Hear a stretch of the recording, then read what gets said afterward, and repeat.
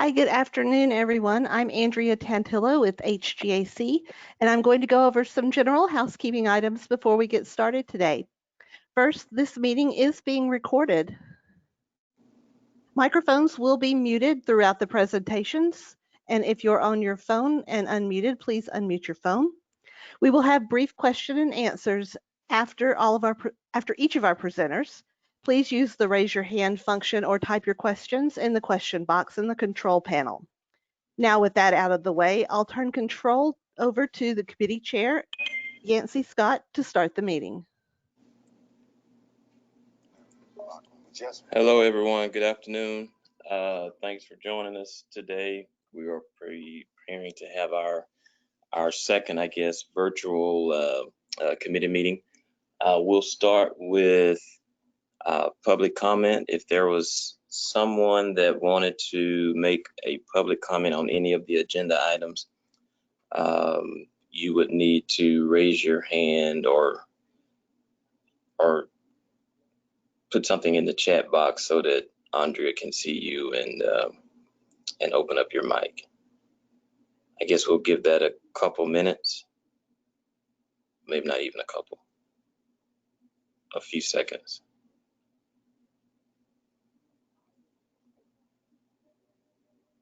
Are you seeing anything? I do not see any raised hands, and I do not see any questions in the chat box. Okay. So let's take that as we're good to go. So we do have one actual action item, and that is approval of the April 2020 meeting minutes. We'll actually have to approve these, so if everyone can take a moment to review those, and then we'll need a motion and second to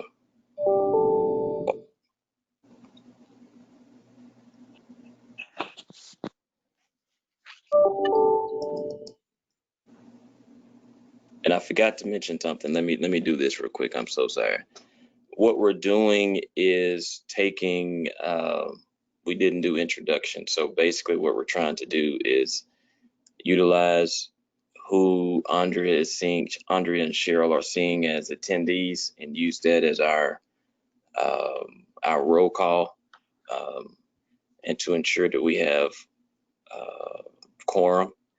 And then if there is someone that is not a committee member, we need you to say so utilizing the chat box to let us know that you're here, so that we're not talking over each other to say we're here.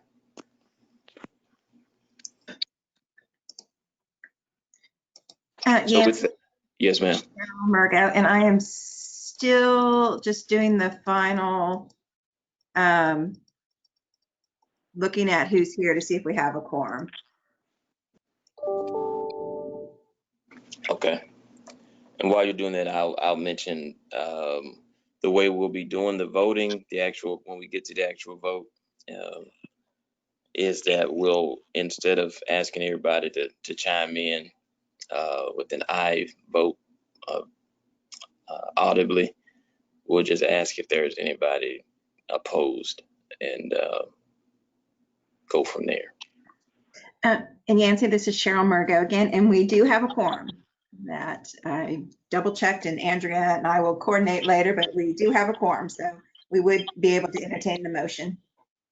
Wonderful. Okay. We do have a motion on the floor from John Blunt. Sorry to step over you, Mr. Scott. Good deal. So if John is motion, we have a second from someone.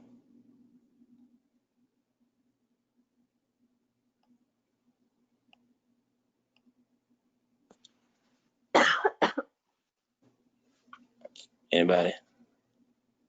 I don't know. Yes, I have a second from Gwyneth Tevez. Oh, great. So with that, we have motion and second. If there is, again, if we're going to vote in this way, if there's anybody opposed, we need you to say so.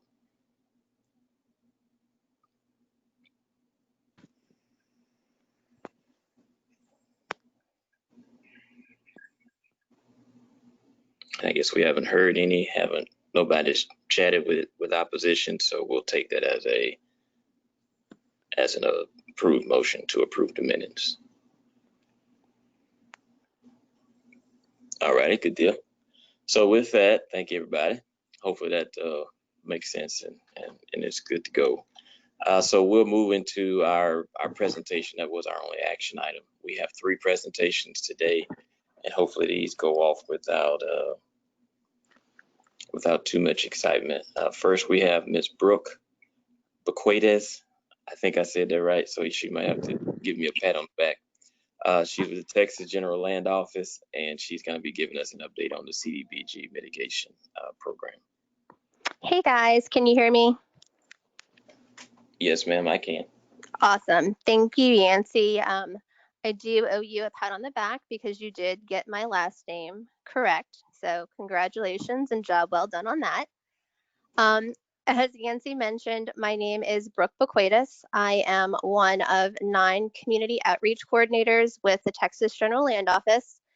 My region encompasses Austin, Montgomery, Waller, and Walker counties. What I am going to do is I am going to give y'all an overview of the Texas General Land Office's CDBG Mitigation Competition Program. It is a part of the larger CDBG Mitigation Action Plan. There is obviously a lot of information available on our website, so I'm going to try to be as succinct as possible with my remarks. At the end, I will be available for questions, comments, etc. And there will also be an email address that is on the screen, I believe, currently, where if you have any specific questions as far as projects that your jurisdiction is potentially interested in seeking monies for, I kindly ask that you direct those specific questions to that email address. So the first thing is I want to give everyone an overview of the objectives of the CDBG mitigation activities.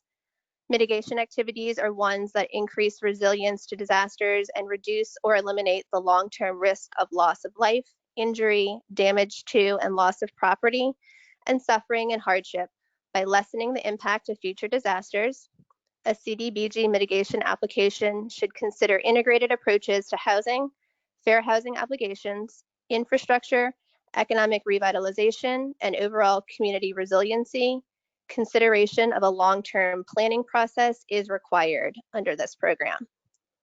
Some additional objectives, CDBG mitigation activities are divided into 2 categories. There's the urgent need mitigation component and the principally benefiting low to moderate income persons component. The first requirement, the urgent need mitigation, an applicant must demonstrate that the proposed project addresses the current and future risk as identified in the mitigation needs assessment of the most impacted and distressed areas. And from the principally benefiting low to moderate income person standpoint, at least 51% of the beneficiaries of a CDBG MIT-funded activity must be low to moderate income persons.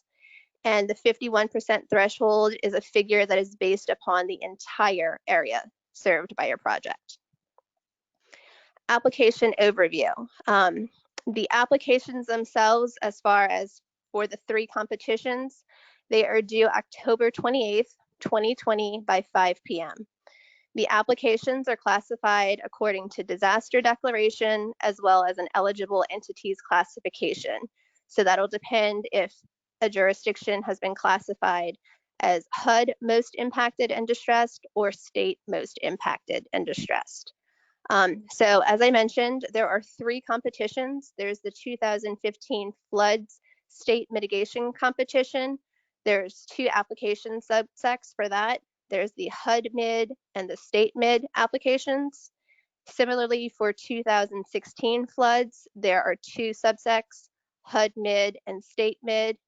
And one change that we recently made at the agency level is the Hurricane Harvey competition is going to be split into 2 rounds.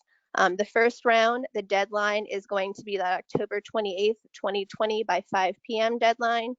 And again, it's divided into 2 applications, the HUD mid application and the state mid. And at some point in 2021, there will be a second round of allocations. And I'll speak further to that when I go into the Hurricane Harvey application specific portion of this presentation. So project-specific identified risk. With the CD mitigation funds, this is unique because unlike CDBG disaster recovery funds, there is no direct tie back to a named disaster. That being said, there are identified risk requirements that will be dependent upon the particular cycle. So for 2015 and 2016 storms, the identified risk requirements include severe coastal flooding, riverine flooding, storms, and tornadoes. So a mitigation project would be seeking to mitigate the adverse impacts of those particular flooding issues and disaster related issues for 2015 and 16 competitions. For the Hurricane Harvey competition, the 3 identified risk requirements that an applicant must address in its application is mitigating adverse impacts from hurricanes, tropical storms and tropical depressions, severe coastal flooding, or riverine flooding. Moving on to the CDBG mitigation allocation requirements. Per HUD requirements, at least 50% of all funds must address identified risk in a HUD most impacted and distressed area. Up to 50% of funds may address identified risk in a state most impacted and distressed area. And at least 50% of the total CDBG mitigation allocation must benefit low to moderate income persons. So as far as CDBG mitigation application guidance, because the purpose of the CDBG mitigation funds is to mitigate the risk of flooding from a regional standpoint, joint applications are strongly encouraged. So a single application lead must be selected when there are multiple eligible entities included on a single application. All participants of a joint application must execute an interlocal agreement or a memorandum of understanding. And one thing of particular note is that an entity charged with post-construction operation and maintenance must be included in a joint application. I know there is going to be some kind of math involved with the competitions in that you are limited to how many you are able to submit.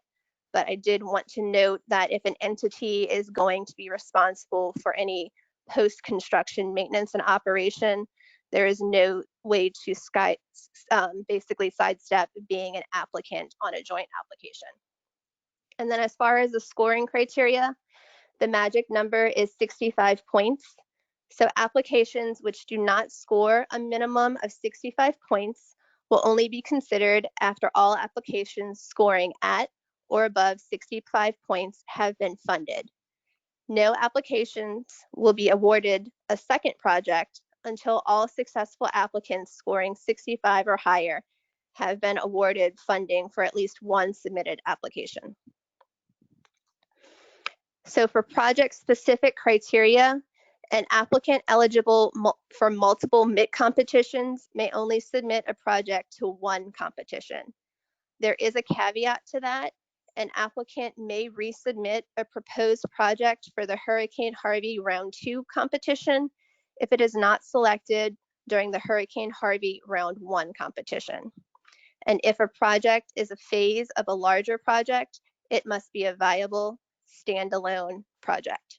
And then for scoring criteria, one more point of emphasis is in the event of a tie between applications and applicants, the application with the higher poverty rate will be the one that is selected for funding. So now I'm going to go into the specific competitions. So for the 2015 floods state mitigation competition, the total award allocation is $46,096,950. So all designated 2015 HUD mid or state mid entities may apply. What I am going to do is after this presentation, I will send a link to Justin and Nancy, which includes the GLO's CDBG mitigation application guide. It is very comprehensive and it'll include all of this information as well as more. So it'll provide you the list of all of the designated HUD mid and state mid entities for the respective competitions. One point of emphasis is that the cities of Houston and San Marcos are not eligible for the 2015 competition because both received direct allocations for this storm cycle. Eligible applicants will include cities and counties, Indian tribes, as well as councils of government. And so for the application breakdown for the 2015 flood competition, the award designation is the minimum award amount is $3 million. The maximum award amount is $10 million. So that minimum essentially means that a project needs to cost at least $3 million for it to be considered a potentially viable project under these CDBG mitigation rules. And so the number of applications that an eligible entity may submit to the 2015 floods is 2. That can be 2 individual applications, 2 jointly submitted applications, or a combination, so 1 of each. The 2016 floods competition is very similar to the 2015 competition. For that one, the total award allocation is $147,680,760. Similar to 2015, all designated 2016 HUD mid or state mid entities may apply.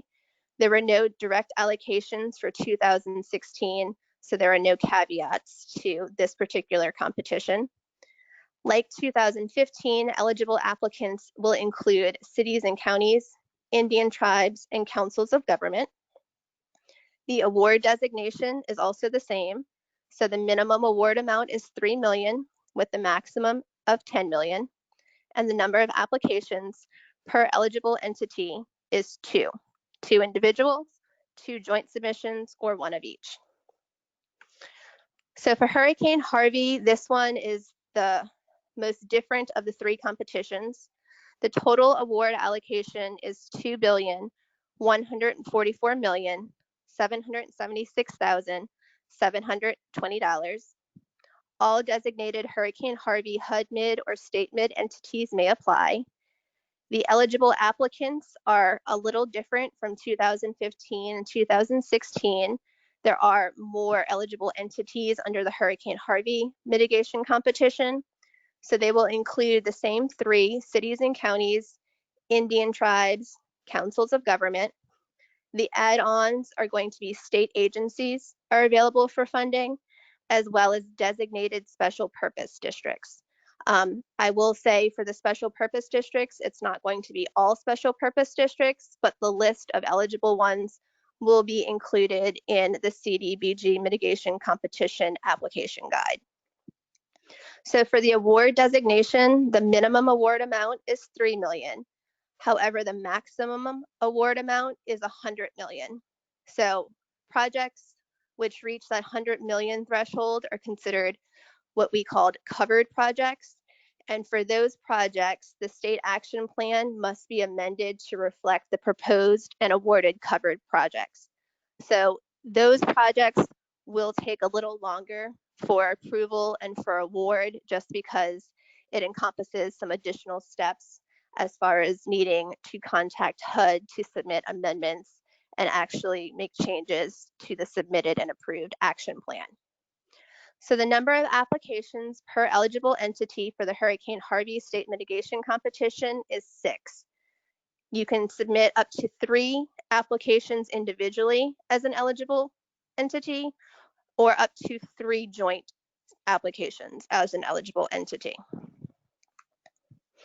Some other caveats that are specific to the Hurricane Harvey state mitigation competition is a non-eligible applicant can actually make itself an eligible applicant if it is able to propose a project in an application that demonstrates how the expenditure of CDBG mitigation funds in the area will measurably mitigate risk within an eligible area.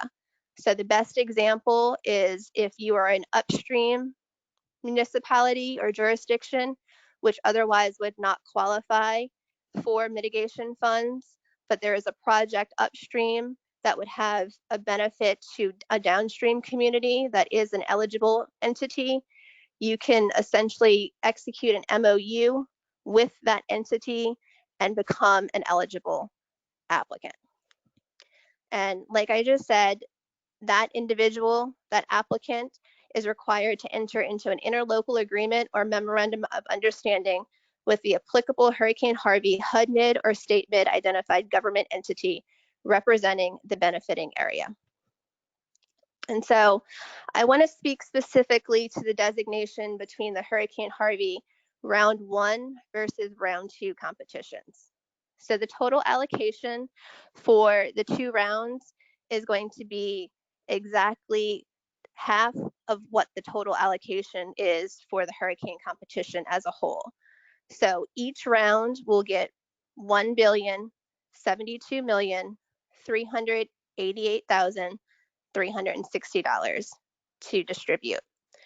The deadline, as I mentioned, for round 1 is going to be October 28th, 2020 at 5 p.m. And the deadline for round 2 has not been announced, but it is going to be sometime in 2021, likely around late spring, early summer. So the round 2 applications, unfunded viable round 1 applications, so those are applications which score 65 points or higher, will not be automatically rolled over to round 2. However, an applicant may submit a duplicate application to round 2 for any unfunded round 1 projects. All right, moving on to the proposed CDBG mitigation project service area. What exactly is a service area? That is considered the entire area which will be served by and benefiting from the proposed activity which is set forth in a CDBG mitigation application. If a proposed project is a single phase of a larger project, applicants may only claim the beneficiary population served by the individual phase. And each component of a project must benefit the entire mitigation effort as a whole. So this is probably the information that y'all are most interested in hearing. Examples of eligible versus ineligible project activities. The list that I am going to provide is obviously not exhaustive. Again, I'm going to ask that everyone refer to that CDBG mitigation application guide that I'll be sending out shortly for additional information and additional projects that are deemed eligible versus ineligible. And also, if you have project-specific questions, just send an email to the address which is provided currently on the screen. So some eligible activities include infrastructure improvements, natural or green infrastructure, communications infrastructure, or public facilities. There is a caveat with the public facilities. It cannot be a building or facility that is used for the general conduct of government. So for instance, if there is an eligible entity that has been wanting, let's say, a new city hall, CDBG mitigation funds cannot go towards constructing a new city hall.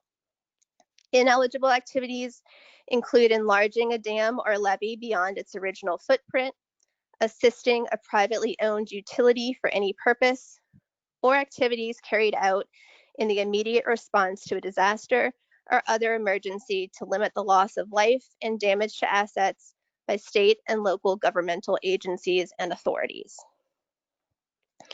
Local policies and procedures. I will say the next few slides are going to be very technical. If you have questions, feel free to either send an email to that cdr.mitigation email that's listed on the screen, or you can contact Justin and ask that he reach out to me, and I'd be happy to try to provide some additional guidance on the next few slides.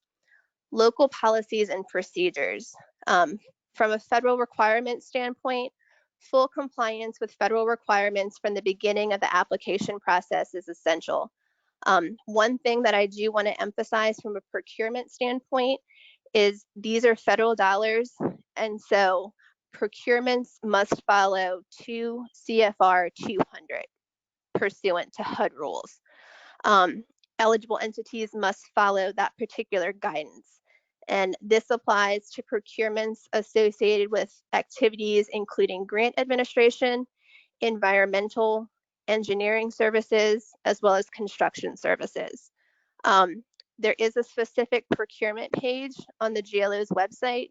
If y'all have never done a federal procurement before, I would strongly encourage you to go to that page and look for that information. There is a bunch of it, including PowerPoint presentations, webinars, etc., which provide additional guidance as far as what those federal procurement requirements are. I will say how important it is to follow them to a T.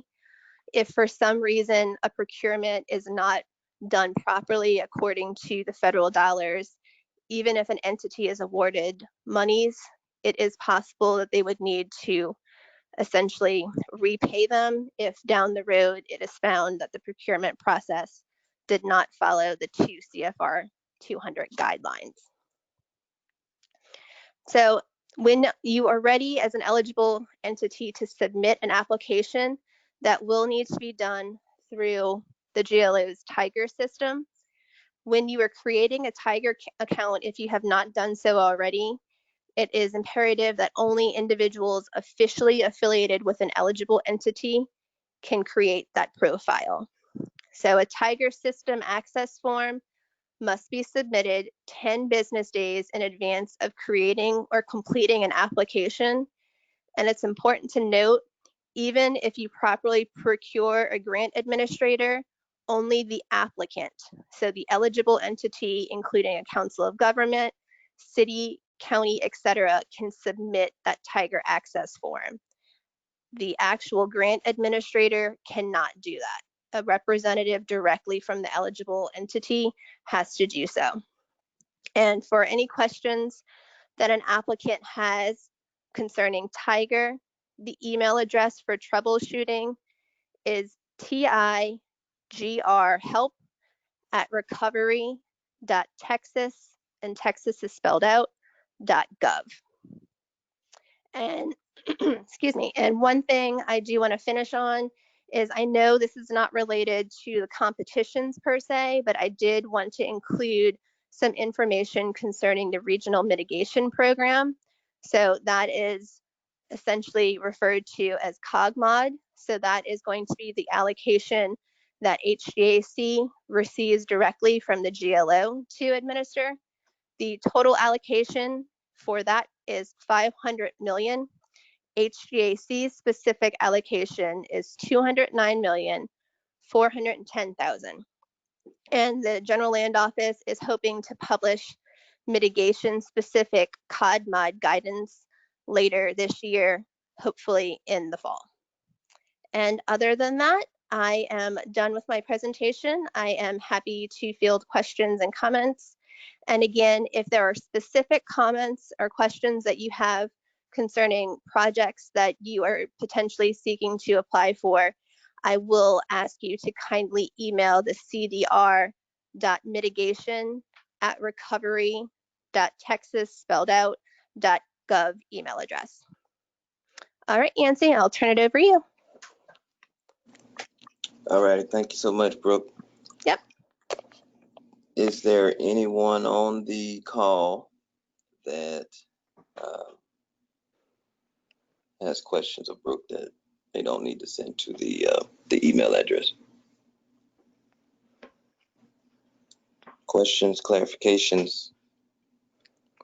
And even if there are no questions currently, I am happy, just shoot Justin an email, and he has been fielding questions to me periodically via email. So I will do my best to get them answered. Just please forgive me. I will ask for that forgiveness in advance. Like I said, questions are generally fielded mailed to that email address. So I might not be able to answer specific questions, even if they come via Justin. Understood. Brooke, we have one question in the question box. We had several that were asking if there were slides, and I told them that there were not. Will a presentation or this information be available afterwards?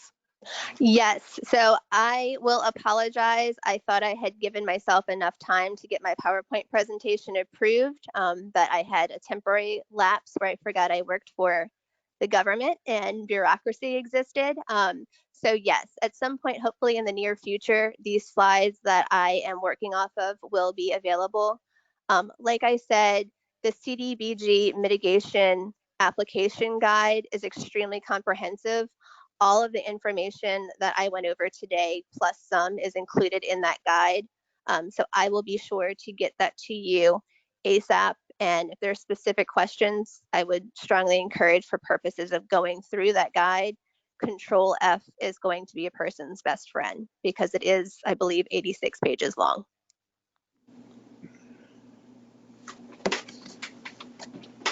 Sounds exciting. One thing I will say is everyone should be looking on their phone right now, because I believe Governor Abbott is getting ready to speak and potentially announce another shutdown. We're not listening. Well, I just meant like pop-ups on your phone, news notifications, Nancy. Gotcha. Yeah. Okay. Thank you so much, Brooke. You're very welcome. Okay, so we'll move to item number 4B, a presentation on partnership opportunities for green infrastructure and floodplain management projects by Ms. Amanda Fuller, who is Director of Texas Coast and Water Programs with the National Wildlife Fund. Can you guys see my slides? Yes, ma'am. Wonderful. Well, thanks for having me. I want to just kind of introduce myself a little bit. I grew up in Alief and Katy. My family was one of the many families who unknowingly built a home in reservoir flood pool called Cinco Ranch. I'm an attorney specializing in coastal and water policy in Texas. I've worked at the National Wildlife Federation for more than 7 years, and I recently made a transition from our Gulf of Mexico team, and I'm now the director of our Texas Coast and Water Program. If you're unfamiliar with the National Wildlife Federation, we're the country's largest conservation organization. So we function as a big tent, science-driven group with state-based affiliate organizations all across the country. Big efforts of ours that you may be aware of include our work to connect kids with nature, our Ranger Rick magazine, and other publications. We have a really big Gardening for Wildlife program, and a lot of conservation policy work, which is where I fall in.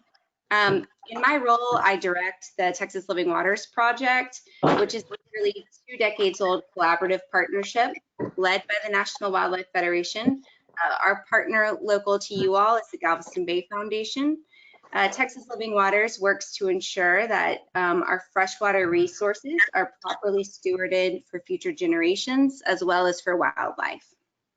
And included in our efforts are issues related to droughts and flooding, coastal resilience planning, the valuing of ecosystem services, and promoting the role of nature for hazard risk reduction. So some of the things I wanted to go through with you all today is, related to natural infrastructure. What are some of the trends we're seeing? What are we talking about when we talk, big scale about natural infrastructure? Community benefits derived from these approaches, the need to center equity. I want to show you a couple case studies and then talk about next steps for partnership. So there's a really growing interest in alternatives to conventional approaches to infrastructure across our country and internationally. More and more conventional gray infrastructure is being seen as really expensive, crumbling, increasingly unreliable. And so as we're kind of seeing the spotlight on the problems with gray infrastructure, we're seeing a boost in attention to healthy natural systems and the roles that they play. And those are being, really qualified as cost-effective, very adaptive to disturbances, sustainable, kind of self-maintaining, and providing multiple co-benefits. I also wanted to talk in terms of funding sources, what we're seeing. So you just got really nitty-gritty lowdown from Brooke on this opportunity in the Texas General Land Office right now for the CDBG mitigation funds. For the purposes of, my interest, I've pulled this snippet from the state action plan on natural infrastructure, which has some really great language in it. And then also this map on the low to moderate income areas, and you can see that the H-GAC has this block outline, and those red areas are the areas that you want to focus on in terms of those projects. Another funding opportunity that is coming online this year that is really exciting in terms of the opportunity to promote natural and green infrastructure is the FEMA Brick program, which is building resilient infrastructure and communities. So this program has an application period opening this fall. It's unique in that it is not subject to annual congressional appropriations. Rather, Brick is funded by a 6% set aside from federal post-disaster grant funding. So it will be this national grant opportunity. I think calculations right now are showing that on a kind of typical, year of disasters, that program could have about $500 million in it. However, they've done the math and said that if this program existed post 2017, that program would have seen about $3.5, closer to $4 billion come into it. So you just don't know how much is going to be in it year to year, but I think it's important and a significant source of reliable funding to look to. The BRIC programs also got a major emphasis on natural infrastructure as well as on robust partnerships.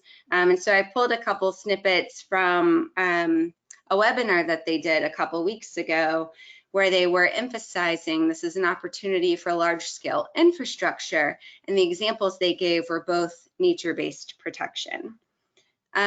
So while funding sources are often leading major transformation in this field, agencies are also taking a greater interest in supporting these approaches. So FEMA is currently doing work to better quantify the value of various nature-based elements. And in Texas right now, the Land Office has formed a technical working group on ecosystem services, and they're thinking about how to incorporate the results of that work group into the 2023 version of the Coastal Resiliency Master Plan.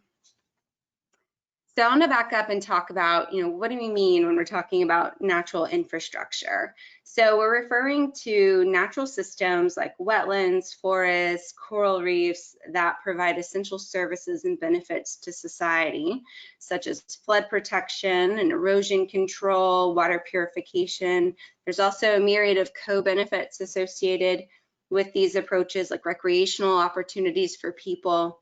But really, when I talk about natural infrastructure, I mean it in the umbrella sense of the term. So ecosystem services, green infrastructure, nature-based defenses, etc.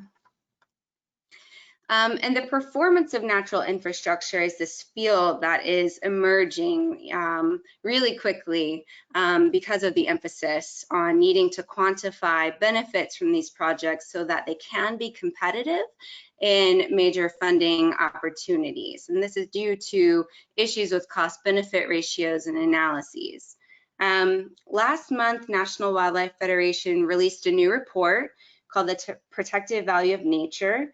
And this report provides a review of scientific literature highlighting the effectiveness of natural infrastructure to reduce risks from weather and climate-related hazards.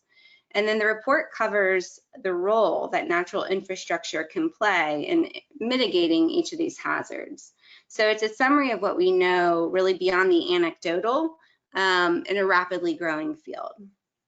And much of what we know relates to cost savings or economic type of data, but this report also includes things like, an acre of wetlands can store 1.5 million gallons of floodwaters. And I also on this slide wanted to point you to the Greater Houston Area Flood Mitigation Consortium, who in their reports say that watersheds, where watersheds remain undeveloped, acquisition of that land along the bayous and creeks is a cost-effective flood mitigation tool. And so we evaluated in our report multiple different hazards, but for the purposes of this audience, I wanted to drill down on two of those, which is floods and then coastal hazards. So in terms of inland floods, approaches include floodplain and watershed restoration on the natural infrastructure side. So we're talking about levee setbacks, dam removals, wetland and forest restoration. We know that levee setbacks alone have been shown to dramatically reduce flood risks to downstream communities by capturing and slowing those floodwaters. Urban and suburban communities have a range of green infrastructure options. So when we talk about that, that really means rain gardens, application of permeable pavement, these things to reduce flooding and polluted stormwater runoff. An example of a great program where they've put a big emphasis on this is in Portland, Oregon. They've installed a whole set of what they call green streets. And these green streets have the potential to manage as much as 40% of the city's annual runoff volume. And then, of course, we need to underscore the importance of policies and programs to protect natural floodplains from development and move people out of harm's way through voluntary buyout programs. And that's proven to be an important approach in areas that have experienced repetitive flood events. And I'd have to add to that too, it's important then to ensure that you move those lands into managed conservation lands and protect them from being redeveloped. In a coastal area, restoration of coastal wetlands, beaches and dunes, coral and oyster reefs have proven to be immensely effective in reducing damages during hurricanes. For example, the world's mangroves reduce property damage by more than $65 billion and protect more than 15 million people per year from coastal flooding. Living shorelines, an example, better for our area, refers to a range of shoreline stabilization techniques to reduce erosion through the use of vegetation or a combination of vegetation and other natural materials. They've proven to be less costly to maintain. They often offer more effective in reducing storm damage compared to features like bulkheads. And as is the case with inland flooding, protecting coastal areas from development and then again, moving those people out of harm's way is essential to reduce risks now and in the future as sea levels rise and hurricanes become more intense. We often talk about financial savings from natural infrastructure, and that's really powerful information. But on a day-to-day basis, what do these projects do for the communities near them? Green infrastructure and urban greening projects, green roofs, resilient parks and greenways, rain gardens or detention basins and canals. These are often hailed as ways to protect cities against climate change impacts. These measures include improved stormwater management and mitigation of hazards like flooding and the urban heat island effect. So as such, green infrastructure projects often require lower operating and repair costs than gray infrastructure projects. And in addition to serving as an adaptation measure, urban greening is portrayed as an accruing of economic and social value and benefits. So for instance, new green spaces can contribute to increased property values, economic growth, and business investment, while also offering recreational access, environmental learning, tighter social ties, strengthened civic networks and social capital, as well as overall improved health. However, anytime we're talking about investments in communities, we have to talk about equity. So we know that investments in infrastructure, including flood mitigation infrastructure, are lower in low-income zip codes, and they're higher in higher-income zip codes.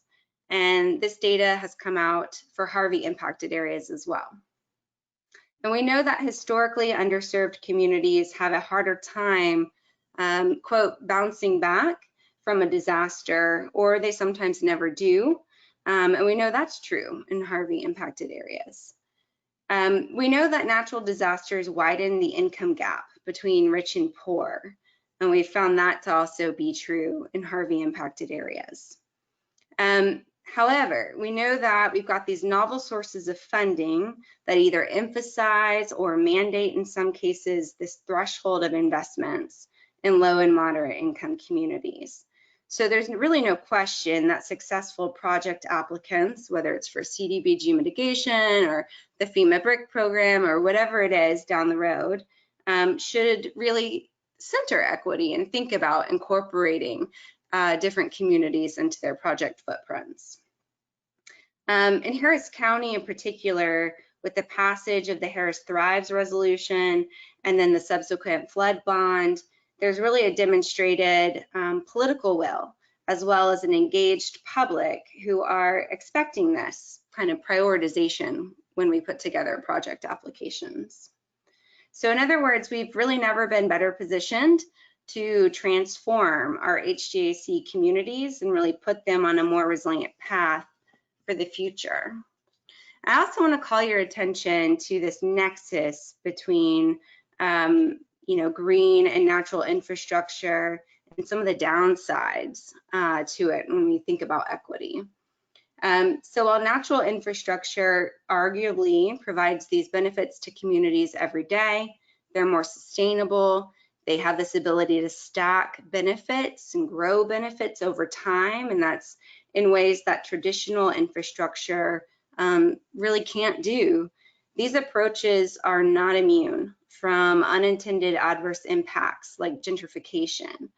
Scientists right now say that new research is needed, research to uncover the pathways by which the impacts and the risks of green infrastructure might be worsening the security and vulnerability of residents.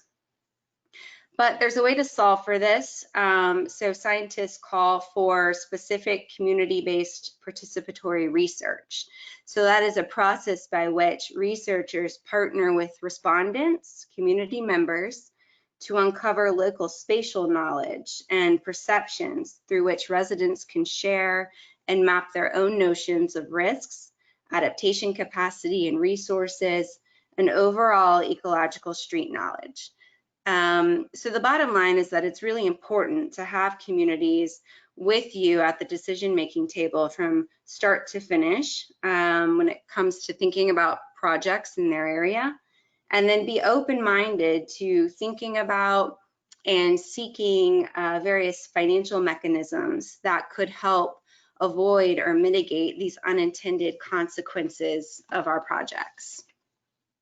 And so I'm going to talk to you, show you a couple of case studies. There are so many great case studies coming out of the Houston area in particular after Harvey that have received a lot of attention at the national level. And so we all know about those. But I wanted to highlight some case studies in other cities, other parts of the country that have similar characteristics to H-GAC communities. So in an urban setting, there's a program in Washington, D.C. called River Smart Homes. And this is a good example of funding used for citywide distribution of green stormwater infrastructure. So eligible homeowners can subsidize one or more green infrastructure features on their properties. And this program so far has resulted in over 6,500 installations across the district, which retain an annual average of 3.4 million gallons of stormwater. And this case study is growing in real time. And in Hoboken, New Jersey, there's a resiliency park called the Northwest Resiliency Park. And I actually learned about this one through the FEMA Brick program webinar that I attended a couple weeks ago. So in this project, above ground, flooding is reduced as rainwater is collected from the park and streets into lushly planted discovery gardens that help store and filter water before being released to the Hudson River. The gardens also provide access to natural systems that are no longer common in Hoboken, while boosting biodiversity in an urban setting.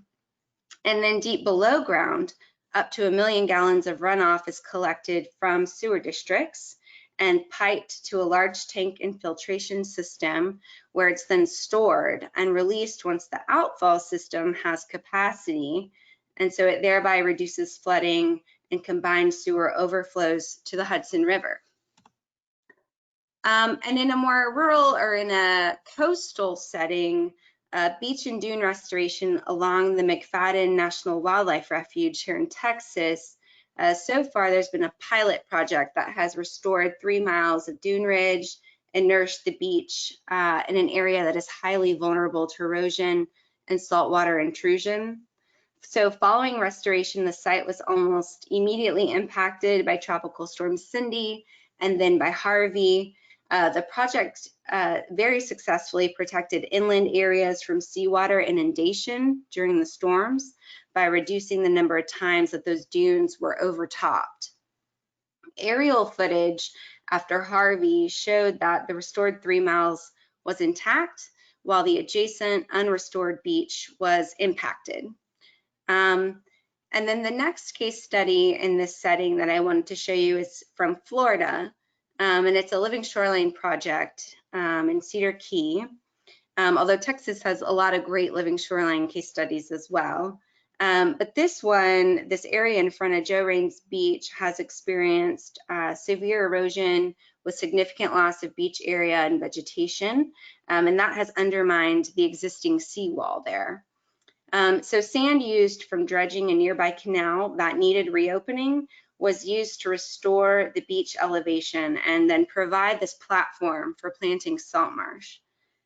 2 small oyster reefs were constructed as part of this project, and that was completed in 2017. And then, as we know, in October of 2018, Hurricane Michael came through, which was a Cat 5 with a 4.5-foot storm surge. And this area withstood that.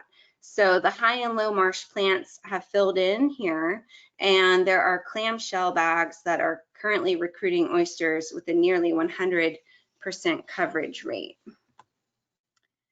So, some opportunities to think about natural infrastructure as you prepare applications, either for CDBG, mitigation dollars, or another opportunity. Places to look, we have a lot of great resources in Texas. One of my favorites for coastal counties is the Texas Coastal Resiliency Master Plan that's developed by the GLO. There are a lot of really well-vetted projects in there. The GLO works with local stakeholders to develop these ideas, and then they're vetted by a robust technical advisory committee. Currently, right now, we're working off a 2019 master plan. This is the second iteration of that plan. And like I said, there's a third being planned for 2023. But this is a great go-to resource if you're looking for a project idea on the coast. And there's a lot of natural infrastructure features within this plan. And then similarly, there are many local resources to draw from for recommendations, including the Greater Houston Area Flood Mitigation Consortium, which says that large expanses of grasslands, freshwater wetlands, and forest still exist in Brazoria, Chambers, Fort Bend, Liberty, Montgomery, and Waller counties. Protecting these local sponges of open space are absolutely critical. And I would, of course, advocate that you seek to conserve these lands first and foremost. And many of your local land conservation organizations and other NGOs are great potential partners to talk to about these opportunities in particular.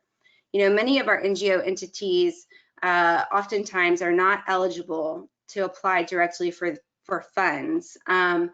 And so, we're always looking for opportunities to work with you on flood mitigation solutions. And I'd be happy to connect folks to any local groups if that interests you. With that, I'll conclude and just thank you for your time. My contact information is on this slide, and I'd be happy to follow up with anyone one-on-one, connect you with different reports, and just thank you so much. Yes, ma'am. Thank you. For those of us that can chime in, you have any comments, any questions for Amanda?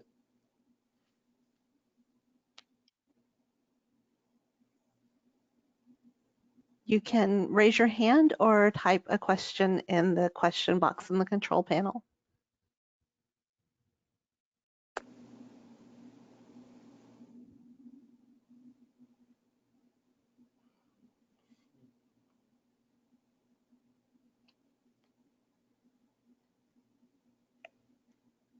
Okay. So I don't see All any right. oh, no, we have one. The great thing about partnering with NGOs is that they may be eligible for matching funds. Great point. Or we're watching other sources that maybe political entities are not. Mm-hmm.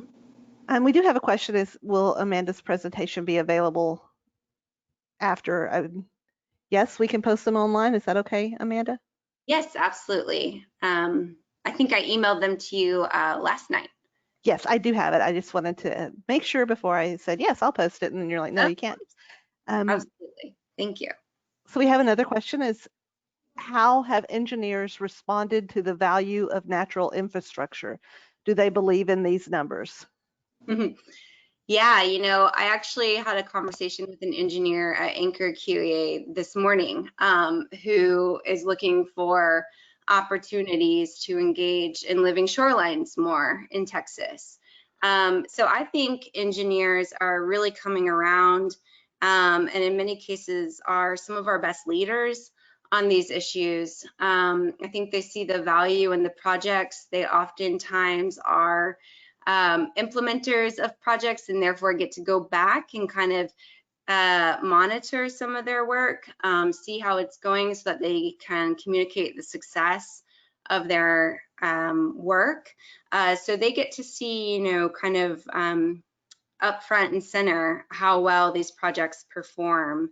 So I've had really good experiences with engineers. You know, the Army Corps of Engineers is doing a lot of work also with their Engineering with Nature program. They're developing also international guidebook right now on design standards for natural infrastructure projects and really engaging an engineering community globally on that. So I think we are trending in this direction more and more every day, and it's really exciting to have a lot of different interest groups, I guess I would call it, on the same page on this.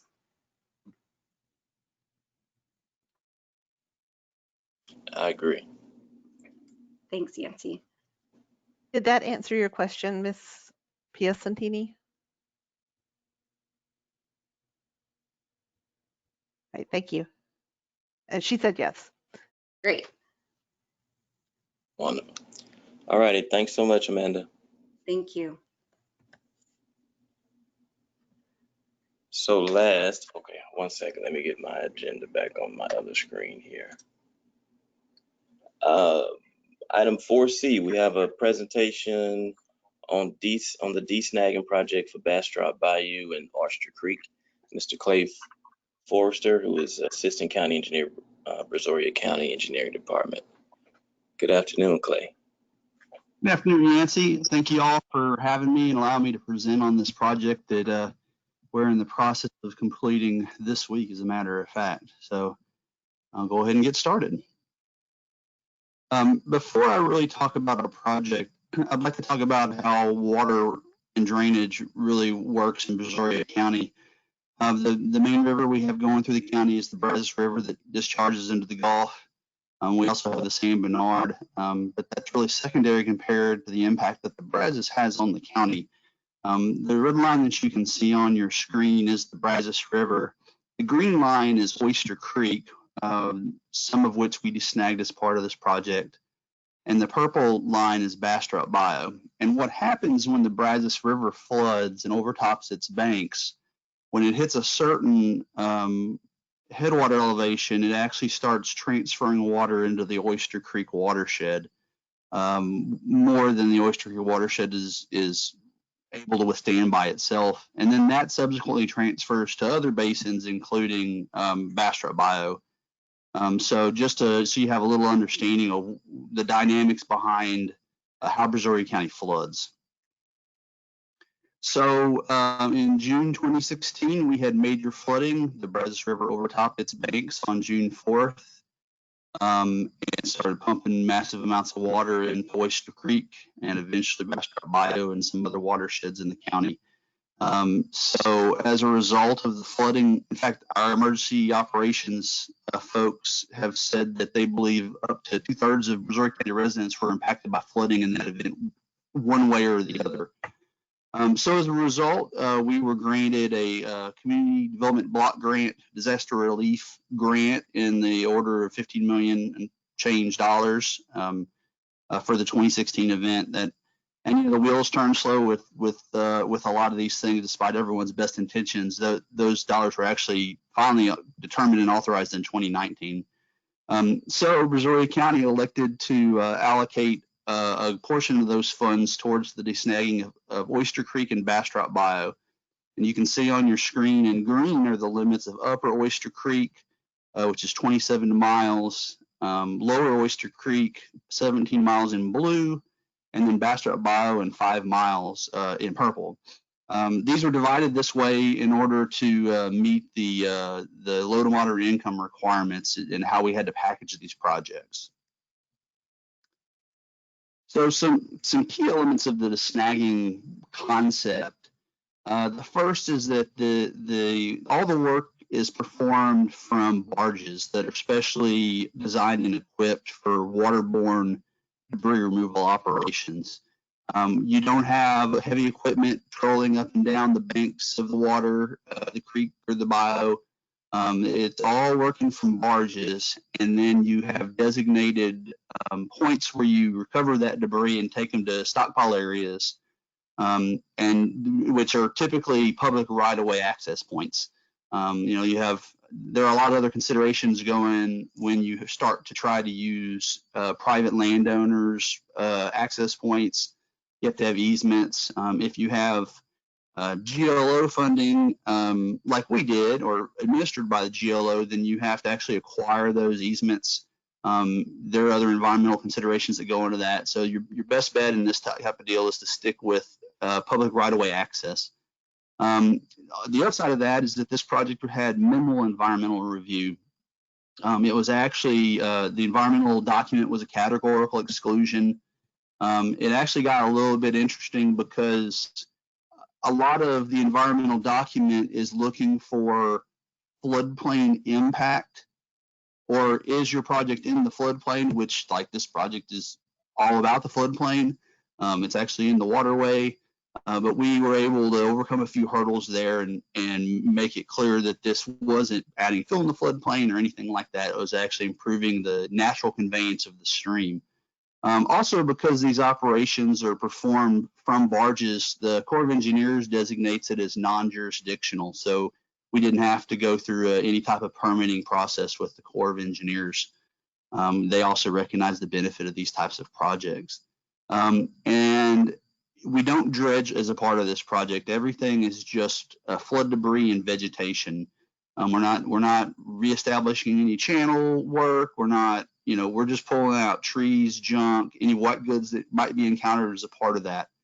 And the great intent of this is to restore the channel to what nature really intended it for in the first place without all the debris. The debris as a part of this project could not be taken to a landfill and it could not be burned. It had to be turned into mulch. So we had two sites that I'll go into later where the debris has actually completed mulching as of this week, and they're demobilizing now. So, so the design of this project was initiated in 2017 as we worked through the grant process. At that time, the design was estimated at $800,000. But as some of you who may have worked with the GLO and HUD and with these CDBG-DR grant funds may know, there are certain limitations on how much a part of the construction cost design can be, administrative, environmental. They have percentage limitations on how much these supporting efforts can be. And as a result of our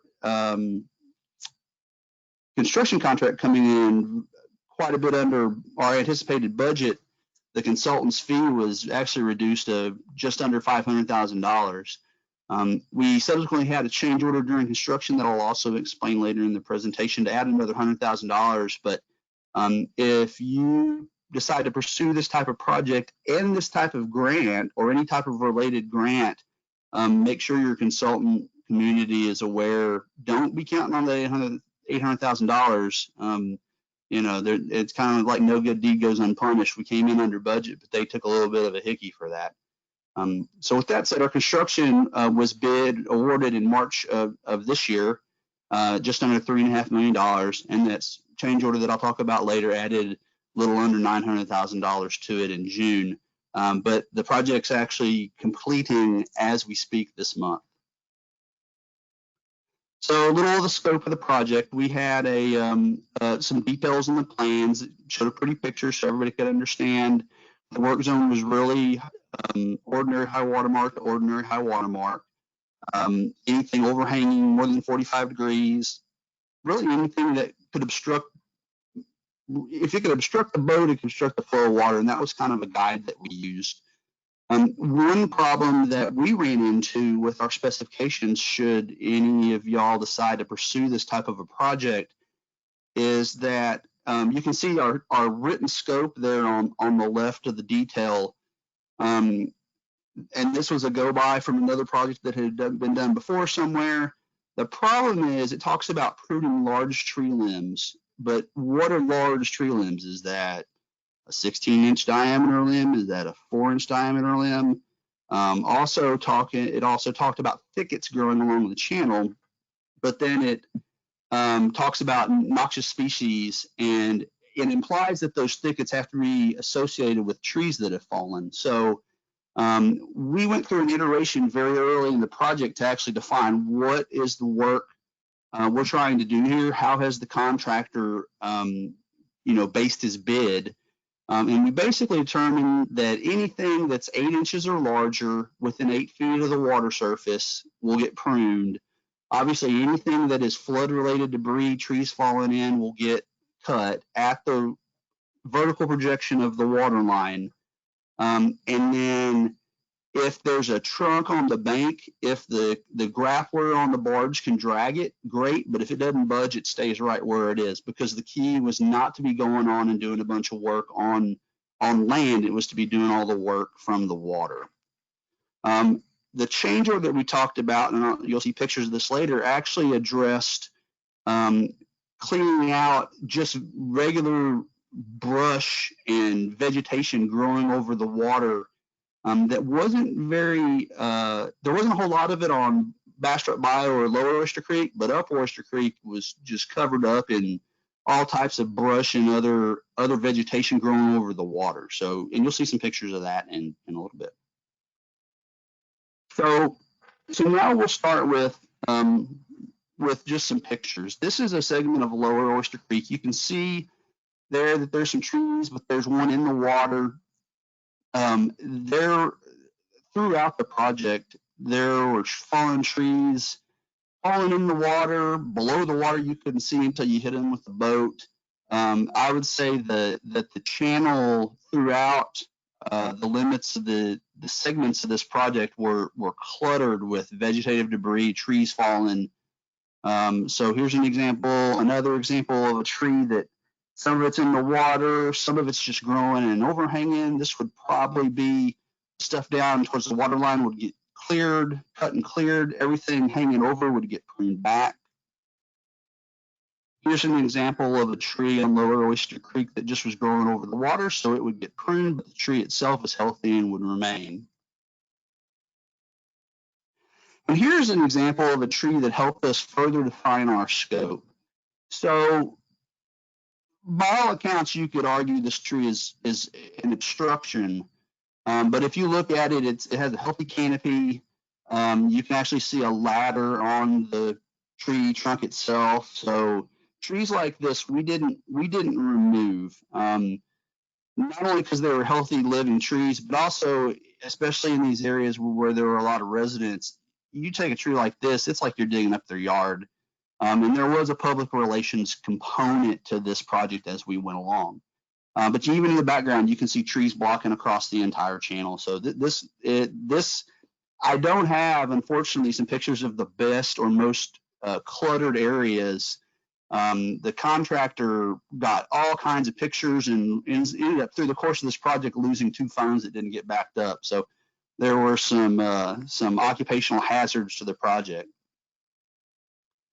Now we have an example of after all the debris has been cleared, major trees have been pruned back. This is also Lower Oyster Creek.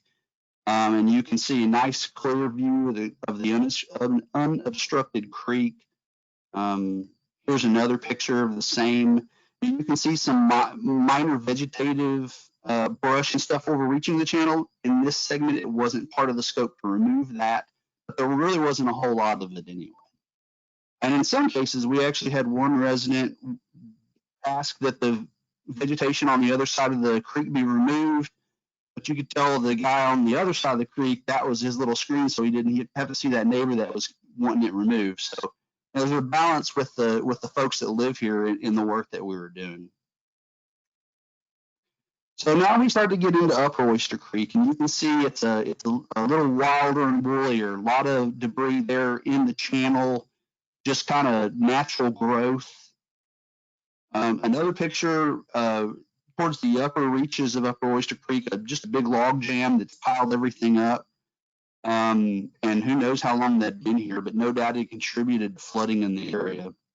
And I don't have pictures as part of this presentation, but you can see watermarks on the trees as we went up these various reaches of waterway on the project. And areas that were generally clear, not a whole lot of vegetation. You can see the watermark wasn't very high out of the bank.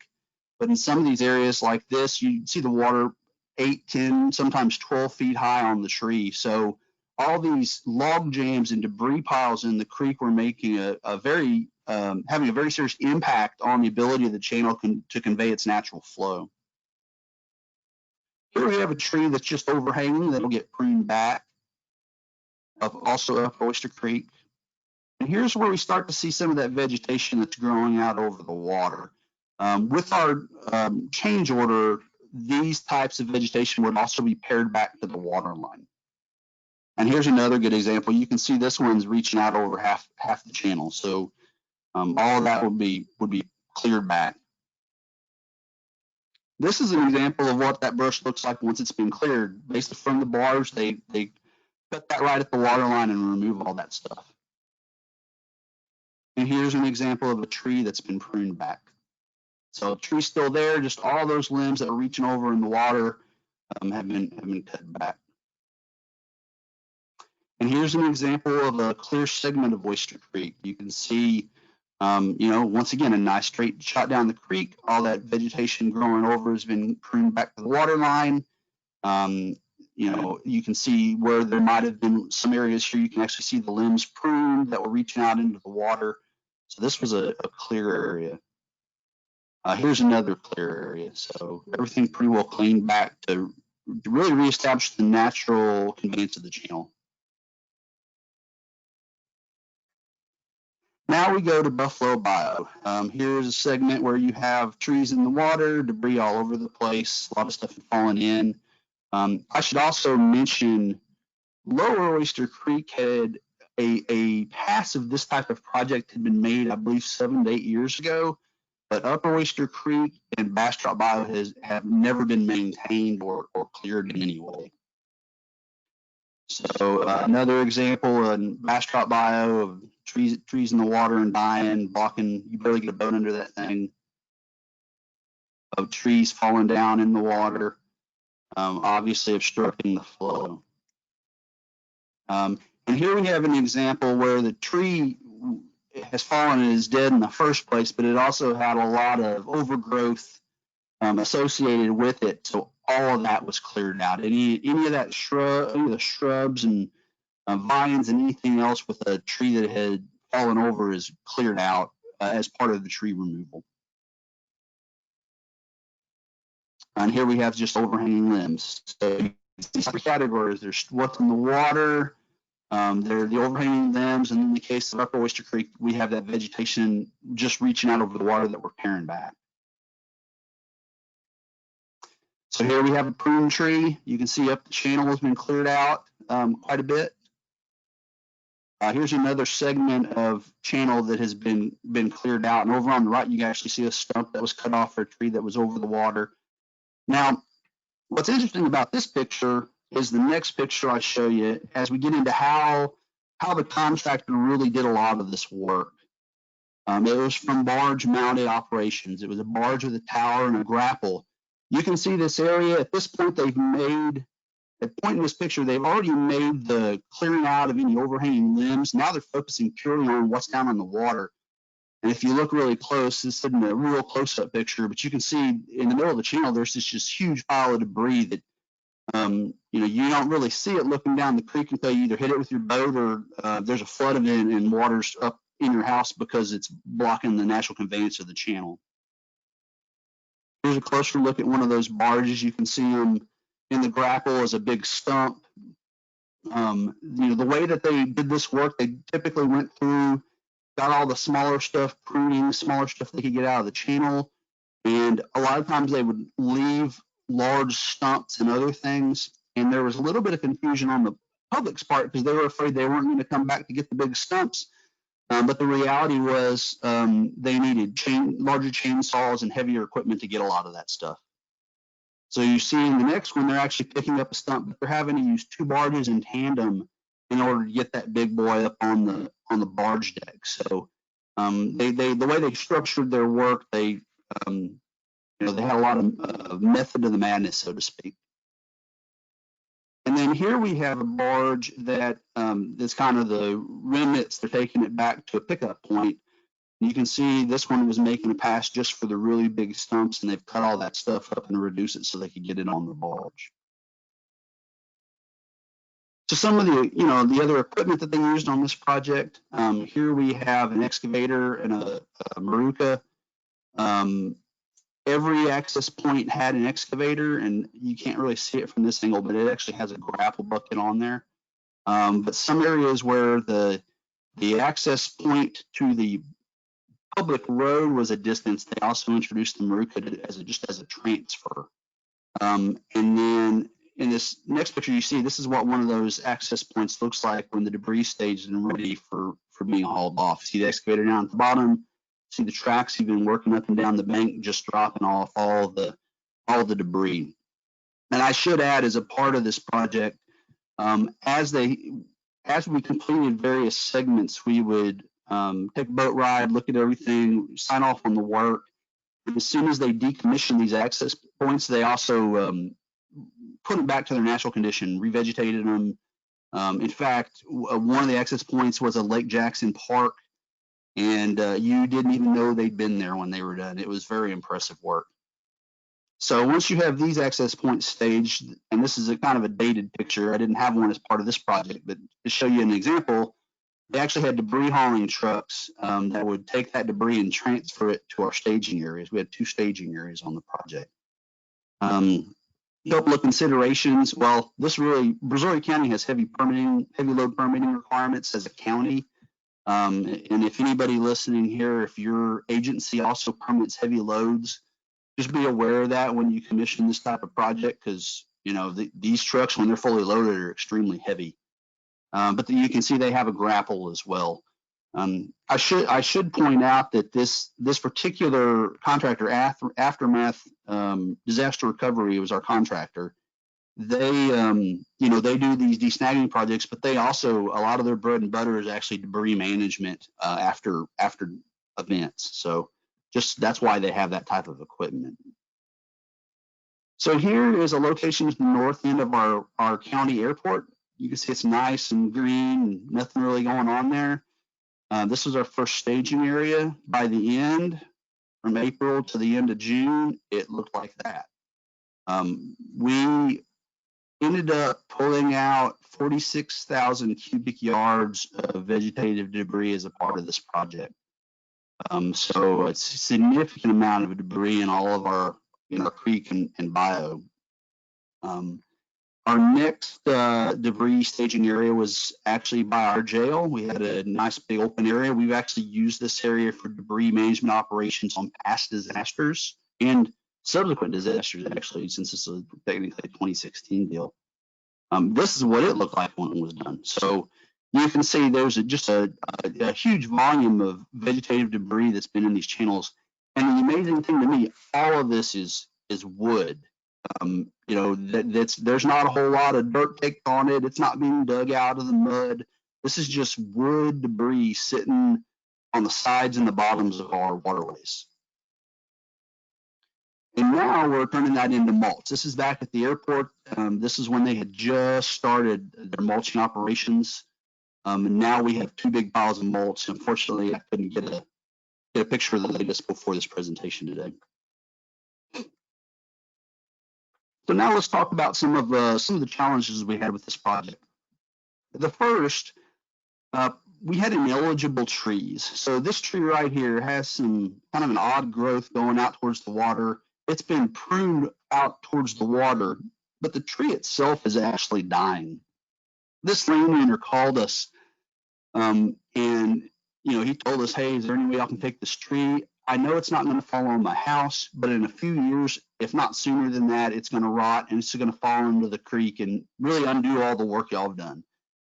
Unfortunately, for the scope of this project, there was nothing we could do for that tree.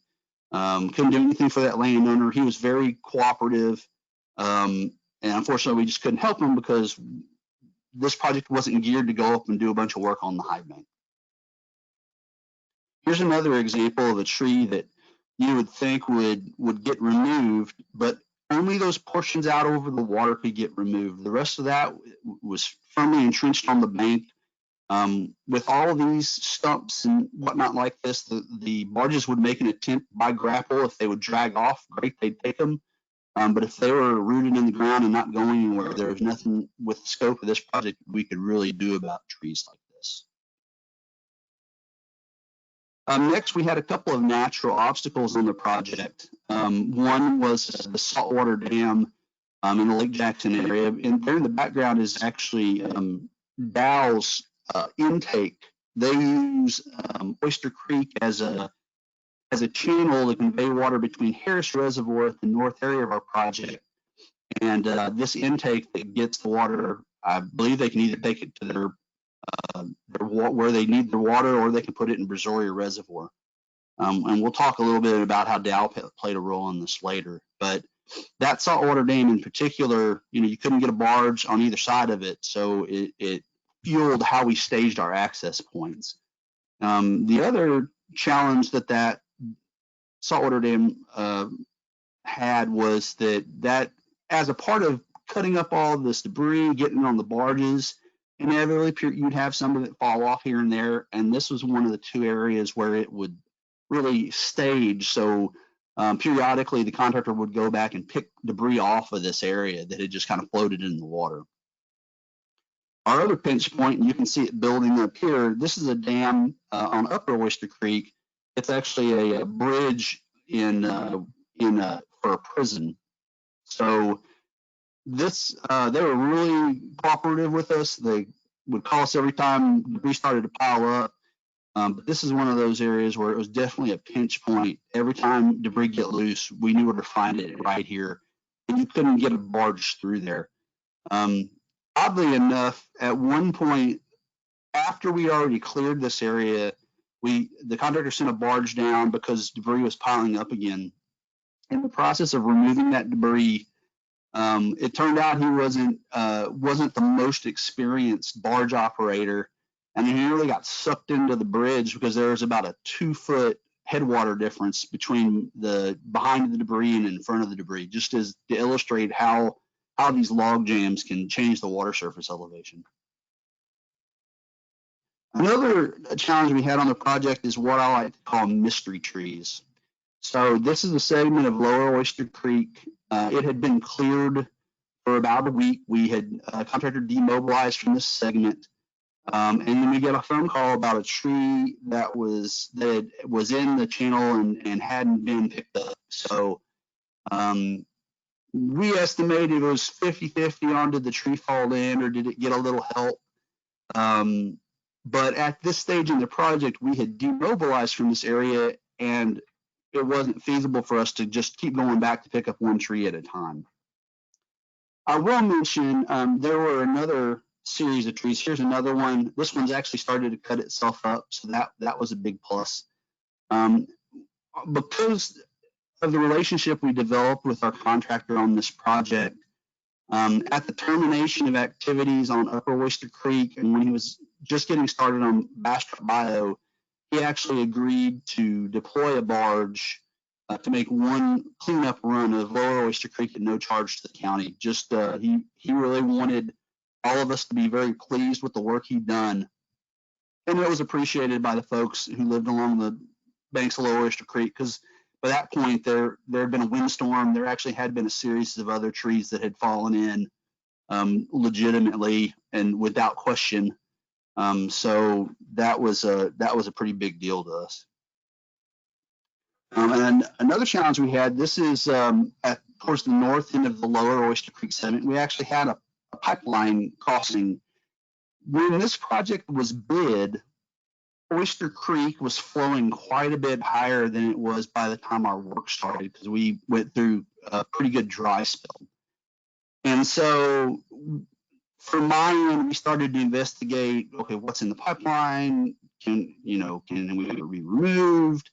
We actually did track down the owner. They confirmed that they'd actually pulled their pipeline 20-something years ago, but left this casing for the crossing, that we were free to remove it. But when we started to look at the steps we'd have to take to confirm, was there any residue in there, just the time of getting somebody on site to remove the thing, we needed to find another alternative. Fortunately, as I mentioned earlier, Dow uses this area to convey water between Harris Reservoir and their operations. So we all met out on site, and they agreed to temporarily transfer pumping for their operations from Brazoria Reservoir up to the Harris Reservoir. So they were able to pump water and get this pipeline submerged so boats and barges could make it over without incident. What was really interesting about this is we had that meeting about maybe 3 weeks before the contractor was ready to get there. So Dow increased their pumping. This pipeline was nowhere to be seen. The contractor kept moving his operations upstream.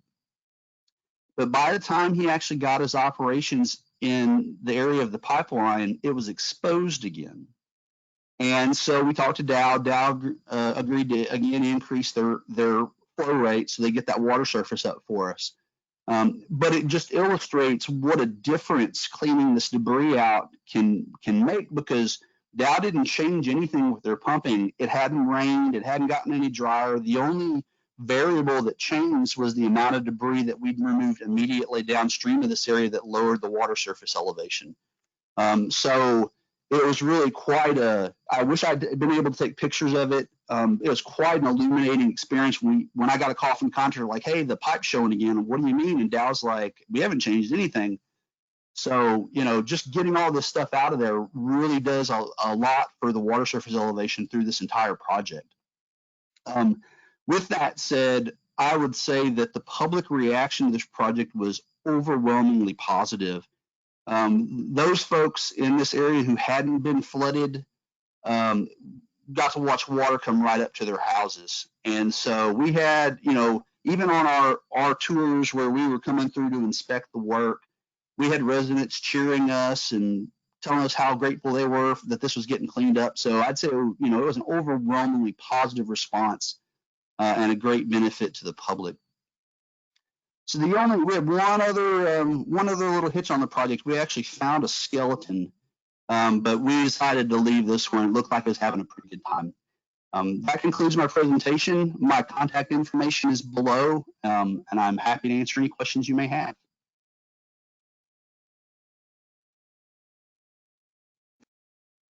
Very good, Clay. Thank you. Let me start with, I got a couple questions. I don't think y'all have a county-wide drainage district, right? That is correct. We do not.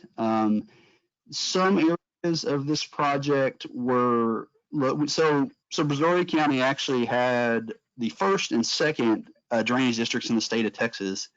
And sometimes the downside of being first is that you don't get to have a county-wide or floodshed-based drainage district. You know, our friends in Fort Bend and Harris, I know do. And so most of Lower Oyster Creek and I believe all of Bastrop Bayou are within the Velasco and Angleton drainage districts respectively. Angleton has never maintained Bastrop Bayou. I believe Velasco had some funds to do the original De-Snagging project, 7 or 8 years ago or whenever it was. But everything up on Oyster Creek to the north is in an area that we call no man's land. So there's no defined drainage district. And one of the challenges with this project, for me, as someone seeing firsthand what a difference it makes, is that, you know, we've been able to project because we had a disaster. We're able to get a grant to assist with mitigating the impacts. But this is really a one-time shot. We're not structured to deliver comprehensive drainage maintenance services. And you know, what gets me is that unless I could, you know, find some grant funding and some other avenues that are out there, which I understand exist, and our commissioners court and our citizens see the value in this, we're able to continue this effort and maintain what we've already done. You know, definitely working on that, because I hate to see an effort like this just go by the wayside, and then 25 years later, when the next big disaster comes, we're in the same position reacting instead of being a little bit proactive in preventing this in the first place. Right.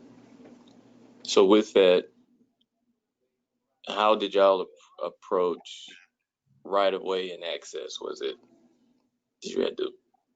Did y'all have to threaten anybody or bribe anybody or what? So in this case, we were able to take all of our access points from public right-of-way. Some of it was through the city of Lake Jackson. They were completely on board. Actually, in one case, they had a fence that they took down for us so we could get our equipment in and out, and they put it up when we're done. We used one of Jackson's parks, put everything back to normal. They were extremely cooperative. All the other were either county roads and right-of-ways or TxDOT right-of-ways. And the contractor handled TxDOT permitting and no problems at all. They got the permits. They've had no problems with complaints of getting off the road, anything like that. As the way this project was funded, it came with, you know, considerations for not using public right-of-way in terms of we have to acquire actual easements. We had a series of landowners that would have been willing to participate in that, because they also, you know, everybody saw the benefit of this, but we didn't have to pull those strings and take those measures just because we were able to get adequate access from what we had just from road and parks, you know, being adjacent to or crossing the creek and bayou.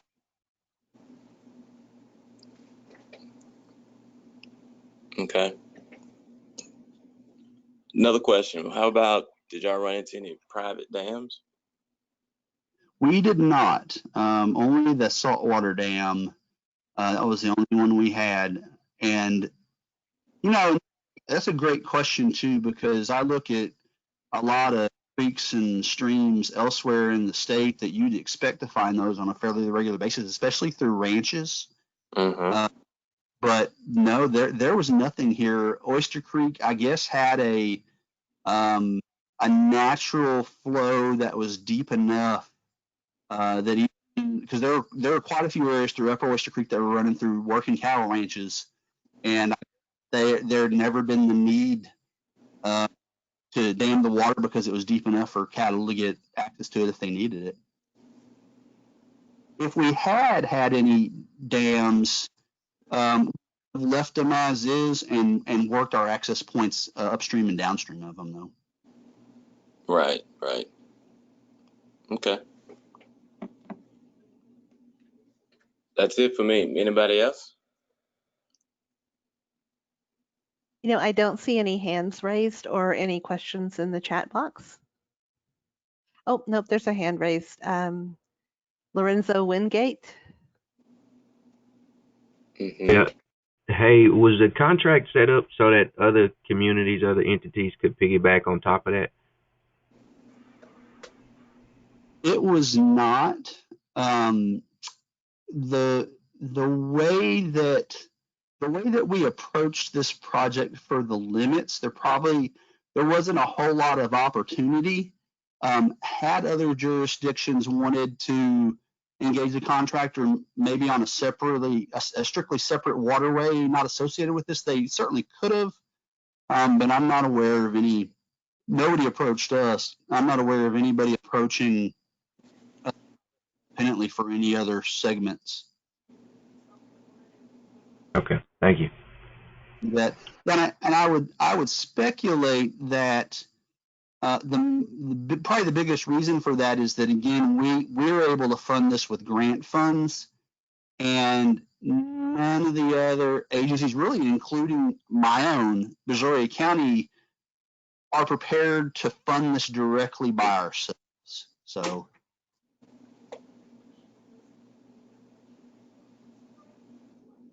Yeah.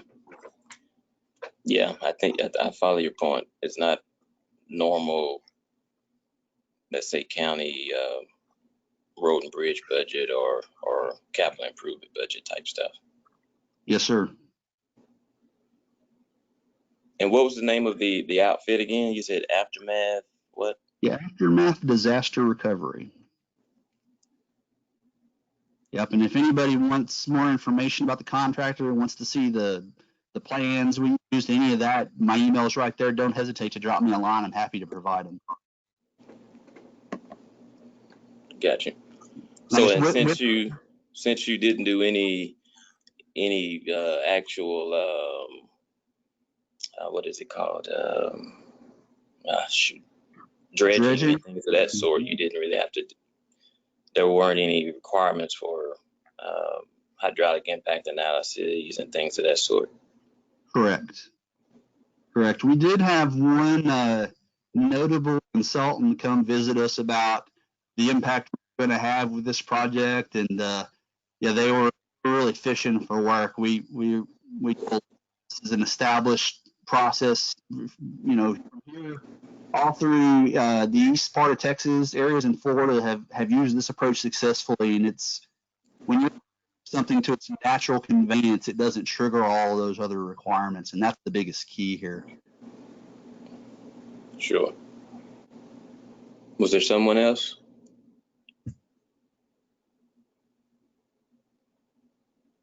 I don't see any more questions in the chat box or any more raised hands. Great. Okay. Well, Thank you so much, Clay. Okay, so we'll move to item number 5, and we have 5A under other announcements or business. There's a discussion of H-GAC projects and programs. Is that going to be Cheryl? Yes, this is Cheryl Murgo, Manager in Community Environmental Planning, and I may end up being your favorite employee today. That I am going to give a very, very brief presentation and hopefully give you a good 20 minutes back of your day. So Justin had asked me to provide a brief update on the Texas Water Development Board solicitation regarding the development of the regional flood plans. So the Water Development Board is working to establish the 15 regional planning groups, 1 by seeking individuals to serve on the planning bodies, and then 2 by seeking political subdivisions to serve as a designated flood planning sponsor. H-GAC has applied to be the designated regional flood planning sponsor for the San Jacinto region. And the actual individual planning groups will select their own planning sponsor, and it doesn't have to be somebody who submitted through the Water Development Board. But I wanted to go over really brief what the responsibilities are of the designated sponsor. The designated sponsor would help the individual planning groups by, one, preparing and submitting grant applications to the Water Development Board on behalf of the planning group to develop or revise a regional flood plan. 2, by entering and managing a contract with the Water Development Board for the management of the grant funds.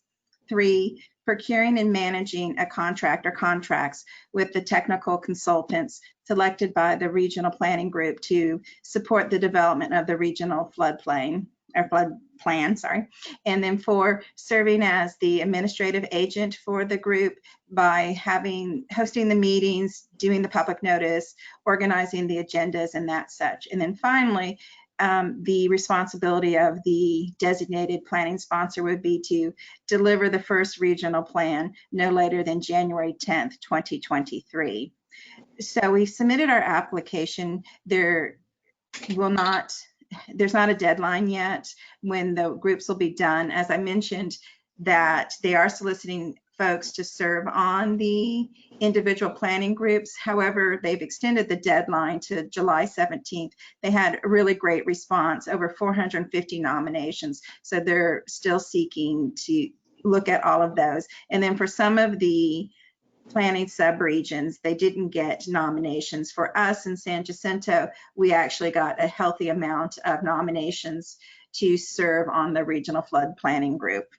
And Yancy, that's it. You're right, Cheryl. I am impressed. I know, I'm your favorite Great now, info. or at least for just 5 minutes. That's right. Thank you so much. Is there anybody that has anything they want to share with the group before we adjourn?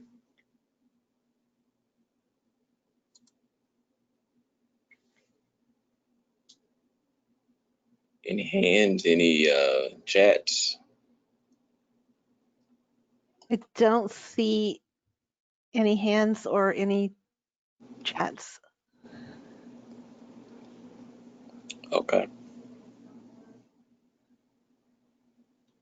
Well, thank you, everybody. Again, if you do have any additional information you want to share with the group, you can certainly reach out to Justin and he can forward it across. And otherwise, we will adjourn and we'll see what happens in 3 months, whether or not we'll be able to see each other face to face. Everybody take care. Thank you. Thank you, Andrea. Thank you, Cheryl.